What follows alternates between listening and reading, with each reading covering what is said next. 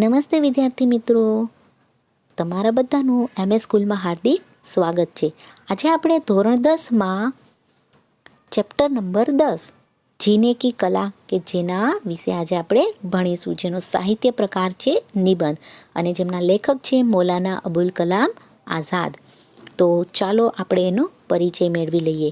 મૌલાના અબુલ કલામ આઝાદ ભારતીય સ્વતંત્ર સંગ્રામના સેનાની તેમજ રાષ્ટ્રવાદી નેતા હતા અને 11 નવેમ્બર એમના સન્માનમાં રાષ્ટ્રીય શિક્ષા દિવસના છે એ મનાવવામાં આવે છે. जाने माने शिक्षाविद चिंतक मौलाना अबुल कलाम आज़ाद स्वतंत्र भारत के प्रथम शिक्षा मंत्री थे. वे प्रखर विद्वान एवं अरबी फारसी के ज्ञाता थे. साहित्य के क्षेत्र में आप ललित और चिंतात्मक निबंध के लेखक के रूप में जाने जाते हैं. आपकी दृष्टि से मनुष्य सर्वश्रेष्ठ प्राणी है जिससे अन्य सजीवों से अलग तरह से રહેના ચાહીએ. કે શિક્ષણવિદ અને ચિંતક મૌલાના અબુલ કલામ આઝાદ છે એ સ્વતંત્ર ભારતના પ્રથમ શિક્ષા મંત્રી હતા અને એ અરબી અને ફારસીના જ્ઞાતા મતલબ કે જાણકાર હતા અને સાહિત્યના ક્ષેત્રમાં લલિત અને ચિંતાત્મક નિબંધના લેખકના રૂપમાં પોતે છે એ ઓળખવામાં આવે છે અને એને દ્રષ્ટિથી એવું માને છે કે મનુષ્ય છે એ સર્વશ્રેષ્ઠ પ્રાણી છે કે જે બીજા સજીવથી અલગ છે એને रहना चाहिए. जीने की कला एक आवश्यक कला है. व्यक्ति को इस कला से भली भांति परिचित होना चाहिए. उसे चाहिए कि जीवन को भली भांति जिए, मरते मरते नहीं जीना चाहिए और मृत्यु के बारे में कभी सोचना भी नहीं चाहिए. हमारे जीवन में हरियाली की आवश्यकता है, सूखेपन या बंजरता की नहीं. खिले हुए पुष्प, बहते हुए झरने, गाते पंछी, बहती हवा आदि को देख मनुष्य प्रसन्नता का अनुभव કરી શકતા હે. કે જીવન જીવવું એ પણ એક કલા છે ને એ કલા આપણે બધાએ છે એ શીખી લેવી જોઈએ ને આપણે એ કલાથી પરિચિત હોવું જોઈએ.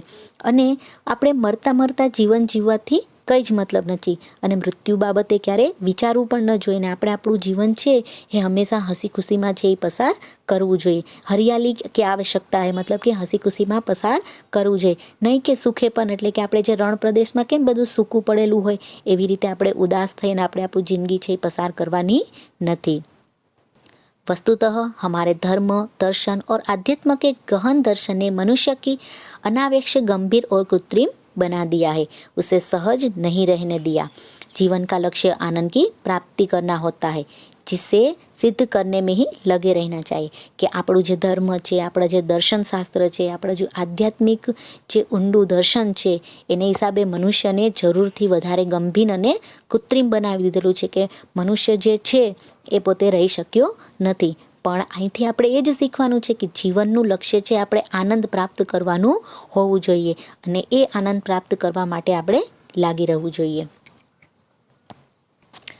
लोग सदा इस खोज में रहते हैं कि जीवन को बड़े बड़े कामों के लिए काम में लाए, मगर वे यह नहीं जानते कि यहाँ सबसे बड़ा काम खुद जीवन है, अर्थात जीवन को हंसी खुशी में काट देना. यहाँ इससे ज़्यादा सरल काम कोई नहीं है कि मर जाए और इससे ज़्यादा विकट काम कौन नहीं है कि जीते रहे. जिसने यह मुश्किल हल कर ली उसने जीवन की सबसे बड़ी गुत्थी સુલઝા લઈએ. કે આપણે હંમેશા ખોજ એટલે એક જ શોધમાં છે લાગતા હોય છે કે જીવનમાં કંઈક એવા મોટા કામ છે એમાં આપણે આપણું જીવન છે એ લાવીએ કે એમાં આપણે આપણું જીવન છે એ પસાર કરીએ. પણ હકીકતમાં મનુષ્ય છે એ જ નથી જાણતો કે સૌથી મોટું કામ છે એ ખુદ જીવન છે. મતલબ કે આપણું જે જીવન છે હસી ખુશીમાં કાટ દેના મતલબ કે પસાર છે એ કરવું જોઈએ. અહીંયા સૌથી સરળ કામ શું છે તો કે મૃત્યુ પામવું એ સૌથી સરળ કામ છે, પણ એનાથી પણ વિકટ એટલે કે અઘરું કામ એ જ છે કે આપણે જીવતું રહેવું. જીવવું છે એ અઘરું કામ છે કારણ કે ઘણી બધી સમસ્યાઓ છે કે મુશ્કેલીઓનો સામનો કરવો પડતો હોય છે એટલા માટે. અને જેણે આ સમસ્યા છે એને હલ કરી લીધી એણે જીવનની સૌથી મોટી ગુત્થી મતલબ કે સમસ્યા અથવા કે જે ઉલઝન છે એ છે એ સંભાળી લેશે કે એ પોતે સુલઝાવી લેશે. मेरा ख्याल है प्राचीन चीनियों ने जीवन की समस्या को ठीक समझा था. एक प्राचीन चीनी वाक्य में पूछा गया, दुनिया में सबसे बुद्धिमान आदमी कौन है? फिर जवाब दिया है, जो सबसे ज़्यादा खुश रहता है. इससे हमें चीनियों का जीवन संबंधित दृष्टिकोण સમજ શકતે હે. કે અહીંયા શું કીધું એને કે મારા ખ્યાલથી જે ચીની લોકોનો જે દૃષ્ટિકોણ છે એ દૃષ્ટિકોણ લેખક છે એ સમજાવવાની કોશિશ કરે છે ને એ એવું કહે છે કે જીવનની જે સમસ્યા છે, જીવનની જે મુશ્કેલ છે, બહુ સારી રીતે આ લોકોએ છે સમજી લે છે. એટલે ત્યારે એમને એક પ્રશ્ન પૂછવામાં આવ્યું કે દુનિયામાં સૌથી બુદ્ધિમાન વ્યક્તિ કોણ છે? ત્યારે એમણે જવાબ આપેલો કે જે સૌથી વધારે ખુશ રહે છે ને એ જ છે સૌથી બુદ્ધિમાન વ્યક્તિ છે. એટલે કે એના અનુસાર છે આપણે એટલું સમજી શકીએ છીએ કે ચીની લોકો છે એ જીવન સંબંધી જે દ્રષ્ટિકોણ છે બહુ સારી રીતે છે એ સમજી ગયા છે. જોઈ શકશો કે જો ફોટોમાં પણ તમે છે એ હાસ્ય ભરેલો ચહેરો છે તો એ બીજાને પણ છે એ ખુશી અપાવતો હોય છે. એટલા જ માટે એમ કે છે કે તમે છે તમારું जीवन છે हंसी खुशी में पसार करो. अगर आपने संसार की हर स्थिति में प्रसन्न रहने की कला सीख ली है तो विश्वास कीजिए कि आपने जीवन का सबसे महान काम सीख लिया है. સાચી વાત છે કે મુશ્કેલીઓની વચ્ચે પણ જે ખુશ રહેવાનું અથવા પ્રસન્ન એટલે કે શું ખુશ રહેવાનું જે વ્યક્તિ આ કળા છે એ શીખી લીધી છે તો વિશ્વાસ કરો કે એણે જીવનનું સૌથી મોટું કામ છે એ सीखी લીધેલું છે.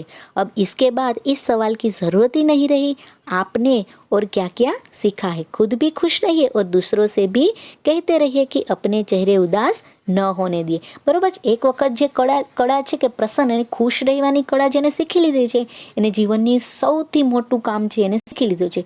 પછી કોઈ જાતનો પ્રશ્ન જ નથી રહેતો કે એમણે શું શીખ્યા છે. બસ એક જ વસ્તુ છે કે તમે ખુદ પણ ખુશ રહો અને બીજાને પણ છે કહેતા રહો કે ઉદાસ ન થાવ. જો નાના નાના બાળકો પણ ખુશ હોય છે નીચે ફોટોમાં તો કેટલા સુંદર લાગે છે અને એને જોઈને સામેવાળા વ્યક્તિના ચહેરા ઉપર પણ સ્મિત આવી જાય છે.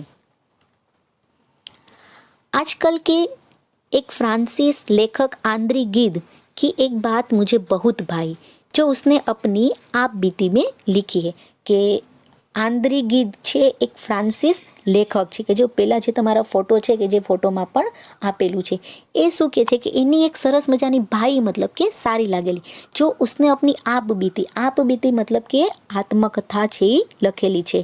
શું કહે છે એ खुश रहना केवल एक ज़रूरत नहीं है यह एक नैतिक उत्तरदायित्व भी है. બરાબર છે કે માત્ર ખુશ રહેવું પ્રસન્ન રહેવું એ માત્ર આપણી એક જરૂરિયાત નથી પણ એક નૈતિક ઉત્તરદાયિત્વ તક આપણી એક જિમ્મેદારી છે. આવું શું કામ કીધું છે ને જોઈએ. मतलब यह कि हमारे व्यक्तिगत जीवन का प्रभाव हम तक सीमित नहीं रहता. સાચી વાત છે કે આપણું જે વ્યક્તિગત જીવન છે એનો પ્રભાવ આપણા સુધી સીમિત રહેતો નથી. वह दूसरों को भी पकड़ता है या यूँ कहिए कि हमारे सुख दुख की छूट दूसरों को भी लगती है. इसीलिए हमारा कर्तव्य है कि न आप उदास हो न दूसरों को ઉદાસ કરે. કે આપણે ઘણી શું કહેવા માગે છે અહીંયા કે એણે એવું કીધું કે વ્યક્તિગત જીવનનો પ્રભાવ માત્ર કોઈ વ્યક્તિ પૂરતો સીમિત રહેતો નથી એ બીજાને પણ પકડે છે. એટલે એવું કહી શકીએ કે આપણે જે સુખ દુઃખની જે છૂટ છે એ બીજાને પણ લાગતી હોય છે. આવું શું કામ કહે છે તો કે ઘણીવાર એવું પણ બનતું હોય છે કોઈ એક વ્યક્તિ છે એ ઉદાસ હોય છે તો એને જોઈને કે એનો ઉદાસ ચહેરો જોઈને તમારી આજુબાજુ અથવા તમારા કોઈ એવા જે લોકો હોય છે એ તમને જોઈને પણ ઉદાસ રહેતા હોય છે. એટલા માટે જ એવું કહે છે કે આપણું કર્તવ્ય છે કે ન આપણે ઉદાસ રહીએ કે ન બીજાને ઉદાસ કરીએ. જો ફોટોઝમાં પણ જોઈ શકો છો કે જે હાસ્ય ભરેલો ચહેરો છે એને જોતાં બીજા લોકોના ચહેરા ઉપર પણ છે એ હાસ્ય આવી જતું રહે છે. એટલે હંમેશા છે એ ખુશ રહો તમને જોઈને બીજા લોકો પણ खुश रहता હોય છે. हमारा जीवन एक शीशा घर है यहाँ हर चेहरे का प्रतिबिंब एक ही समय में सैकड़ों शीशों पर पड़ता है. अगर एक चेहरे पर भी छाया आ गई तो वह छाया सैकड़ों चेहरों पर छा जाएगी. हम में से किसी आदमी का जीवन उसकी अपनी व्यक्तिगत जायदाद नहीं है. शीशा ઘર એટલે કે જ્યાં એવું ઘર કે જ્યાં દિવાલો પર ઘણા બધા અરીસાઓ છે લગાવેલા હોય છે. જો પહેલા ચિત્રમાં પણ તમે જોઈ શકશો કે જ્યાં એકથી વધારે જગ્યાએ આપણે આપણું પ્રતિબિંબ છે જોઈ શકતા હોય. એક જ સમયે એકથી વધારે જગ્યાએ આપણે આપણું પ્રતિબિંબ છે જોઈ શકતા હોય. અગર એ સમયે આપણા ચહેરા ઉપર એક છાયા એટલે કે જો ઉદાસી રૂપી છાયા આવી જશે તો એ છાયા જેટલા પણ પ્રતિબિંબ હશે એ બધામાં દેખાતી હશે. એટલા માટે આપણે એ જ વસ્તુ અહીંયા સમજાવવાની છે કે જો આપણે ઉદાસ ચહેરો લઈને ફરીશું તો આપણી આજુબાજુમાં રહેલા વ્યક્તિ પણ છે એ ઉદાસ જ રહેશે. એટલે કે આપણે માત્ર ખાલી એક જ નથી પણ આપણી આજુબાજુમાં રહેતા લોકો પણ છે એ પણ આપણી સાથે જોડાયેલા હોય છે. એટલા માટે આ વ્યક્તિએ છે ક્યારે પણ જે છે પોતાનું જીવન છે ને પોતાની ખુદની બરાબર વ્યક્તિગત એટલે કે ખુદની જાયદાદ એટલે કે સંપત્તિ ગણવી ન જોઈએ. કારણ કે હર આદમી પૂર્ણ સંગ્રહ કા અંશ છે. બરોબર છે કે જે પૂરેપૂરું જે સંગ્રહ છે એનો એક નાનો એવો भाग छे, व्यक्ति छे. दरिया में एक लहर अकेले उठती है मगर उस एक ही लहर से अनगिनत लहरें बन जाती है. यहाँ हमारी कोई भी बात सिर्फ हमारी नहीं है. हम जो कुछ अपने लिए करते हैं उसमें दूसरों का भाग होता है.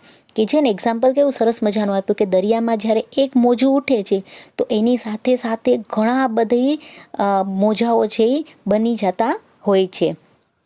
એવી જ રીતે આપણી કોઈ પણ વાત માત્ર આપણા સુધી રહેતી નથી, પણ આપણા બીજા લોકો પણ છે આપણી ખુશી अथवा दुखનો જે એક ભાગ होता હોય છે. हमारी कोई खुशी भी हमें खुश नहीं कर सकेगी अगर हमारे चारों तरफ उदास चेहरे जमा हो जाएंगी. हम खुद खुश रहकर दूसरों को खुश करते हैं और दूसरों को देखकर खुद खुश होने लगते हैं. કે આપણી પાસે ગમે એટલી પ્રસન્નતા હોય, આપણે ગમે એટલા ખુશ હશું, પણ જો આપણી આજુબાજુમાં ઉદાસ ચહેરો હશે તો આપણે ખુશ નહીં રહી શકીએ. જો સેકન્ડ ચિત્રમાં તમે જોઈ શકશો કે એક ઉદાસ ચિત્ર તમને આપેલું છે તો એ જોઈને પણ આપણે પણ છે એ ઉદાસ થઈ જતા હોય છે. એટલા માટે આપણે ખુદ ખુશ રહી અને બીજાને ખુશ કરીએ અને બીજાને ખુશી જોઈને પણ આપણે પણ છે એ ખુશ हो सकिए. यह अजीब बात है कि धर्म, फिलॉसफी और सदाचार तीनों ने जीवन की समस्या हल करनी चाहिए और तीनों में खुद जीवन के विरुद्ध भाव उत्पन्न हो गया.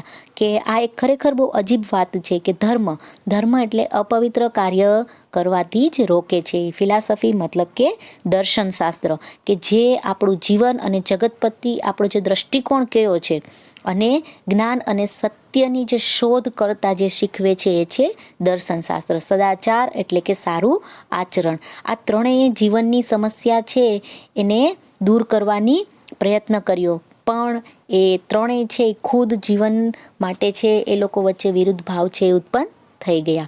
इसीलिए लोग समझते हैं कि कोई आदमी जितना ज़्यादा बुझा दिल और सूखा चेहरा लेकर फिरे वह उतना ही ज़्यादा धार्मिक, फिलॉसफर और सदाचारी है. मानो ज्ञान और पवित्रता दोनों के लिए दुख का जीवन अनिवार्य हो गया है. કે અત્યારે આ લોકો વચ્ચે જે ત્રણેય વચ્ચે જે વિરુદ્ધ ભાવ ઉત્પન્ન થઈ ગયેલો, એટલે લોકો એવું સમજે કે જે વ્યક્તિ જેટલો પણ બુઝા દિલ એટલે કે ઉદાસ દિલ અને ઉદાસ ચહેરો લઈને ફરતું હોય એ એટલું જ વધારે ધાર્મિક, ફિલાસફ અને સદાચારી હોય છે. કે એવું લાગે છે કે જ્ઞાન અને પવિત્રતા આ બંને માટે દુઃખ છે એ જીવનમાં અનિવાર્ય છે કે જરૂરી છે. જો ફોટોમાં પણ જોઈ શકશો કે એક જે ઉદાસ જે ચહેરો છે, એક ઉદાસ બેઠેલી સ્ત્રી અને બાજુમાં જ છે એક રડતો જે તમને ચહેરો આપેલો છે અને એની બાજુમાં ફિલાસફર જે રવિન્દ્રનાથ ટાગોર છે એ આપેલા છે. यह माना कि जिन गुत्थियों को दुनिया सैकड़ों वर्षों के सोच विचार से भी नहीं सुलझा सकी आज हम उन्हें हंसी ठट्ठे के 4 शब्दों से हल नहीं कर सकते. કે એવું માનવામાં આવે છે કે હજારો વર્ષોના વિચાર પછી પણ આ દુનિયાની જે સમસ્યા છે એ દુનિયા છે એ હલ કરી શકતી નથી અને આજે આપણે તેમને હાસ્યના 4 શબ્દથી ઉકેલી શકતા नहीं. मगर यह तो मानना पड़ेगा कि यहाँ सत्य की ओर से आंखें बंद नहीं की जा सकती. पण ए पण આપણે કબૂલવું જ પડશે કે સત્યથી આંખો બંધ કરી શકાતી નથી. एक भक्त, एक साधु, एक फिलासफर का सूखा चेहरा बनाकर हम उस चित्र में नहीं खप सकते जो प्रकृति के विश्वकर्मा के हाथों ने यहाँ खींच दिया है. કે આપણે કોઈ ભક્ત છે કે સાથે મળીને કોઈ ફિલોસોફનો જે છે શુષ્ક ચહેરો બનાવીને એ ચિત્રના ઉપર છે, मतलब કે એ ચિત્રમાં આપણે આવી શકતા નથી કે જે પ્રકૃતિના વિશ્વકર્મા છે એ હાથે અહીં ખેંચીને લાવ્યા છે. जिस चित्र में सूरज का चमकता हुआ मस्तक, चांद का हंसता हुआ चेहरा, तारों की झिलमिलाती हुई आंखें, पेड़ों का नृत्य, पंछियों का संगीत, बहते हुए पानी की तरंगे, खिलते हुए फूलों की बहारें अपनी शोभा दिखा रही है. કે જે તસવીરમાં સૂર્યનું છે ઝળહળતું માથું છે, ચંદ્ર હસે છે, જે તારાઓની ચમકતી આંખો છે, ઝાડ પર નાચતા પક્ષીઓનું સંગીત, વહેતા પાણીના મોજા, ફૂલોથી જે ખીલતા આ બધી જગ્યાએ છે કે જે એની શોભા છે એ વધારી રહેલા છે. वहाँ हम एक बुझे हुए दिल और सूखे हुए चेहरे के साथ स्थान नहीं पा सके. ત્યાં આપણે છે એ માત્ર ખાલી બુझा हुआ दिल मतलब કે મુરઝાયા हुआ ચહેરો અને ઉદાસ દિલની સાથે આપણે તે જગ્યાએ સ્થાન છે મેળવી શકતા નથી. प्रकृति की इस रूप सभा में तो वही जीवन सज सकता है जो अपने वक्ष में दमकता हुआ दिल और चेहरे पर चमकती हुई आंखें रखता हो.